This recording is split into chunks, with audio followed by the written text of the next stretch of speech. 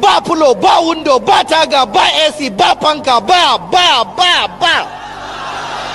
kamin kwana uku saboda zafin bala'i ya kumbura, ya fashe, kan ya fashe, idon ya zazzago, harshe ya zazzago, kwakwalwa ta zazzago, likafani ya jajawur cikin turbaya, ciki ya fashe, hanji da koda da saifa sun zazzago, tsutsa na safa da barwa tsakanin kwakwalwa da cikinsa. A lokacin ne dan adam yake gane ya gamsu, amma dan duniya bai gamsuwa shi dan adam. In ka ga yaro ya fiye rowa da ƙwauro, kai kokari kai masa maganin wannan, ka hada da addu'a.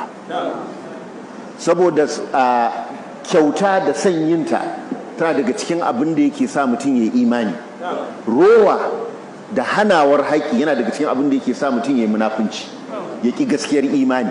Saboda munafukai dalilin da ya sa suke munafuncin kenan sifar wannan ta rowa da Allah ya gina su. Za ka yi kasuru a hanya idan ka tashi daga Kaduna za ka je Zaria, daga Zaria za ka je Kaduna, za ka iya yin kasuru a hanya idan sallah ta kama ka.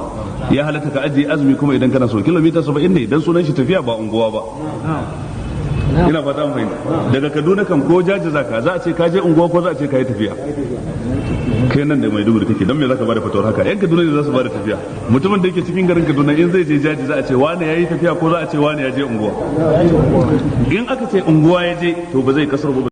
Mu shiga mota ko da kafa mu kai salwashin dan mana, mu je garin lantan mu bi garin lantan din mana.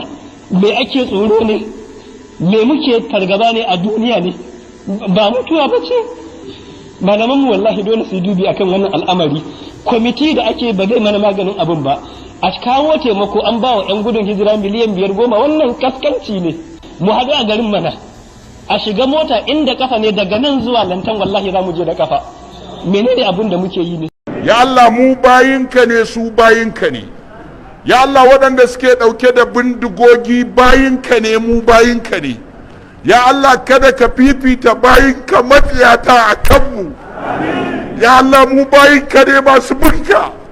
Allah duk wanda yake so ya cuce mu Allah ka bada magani. Ba mu da kowa wallahi sai Allah. Dan arewa bai da kowa sai Allah. Allah ya ubangiji ga mu. When you get, give. When you get, give. When you get, give more and more and more. The more you give, the more you get. Anfiq ya ibn Adama, unfiq alayk. Allah says, spend, O son of Adam, and then I will spend on you. Allahu Akbar. Allahu Akbar. Have you heard what Allah said? You want. There's an ingredient, there's a way, there's a method. What is it? Spend on others. If you want, spend on others. But man can't do that. Hey, I want. They don't like you. If you ask them any reason, no reason. Even a flimsy excuse will not be given to you.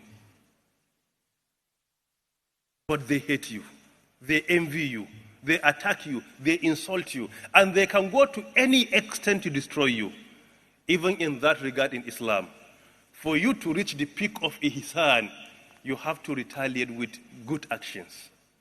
They attack you, you try to do good to them. That is how Islam is.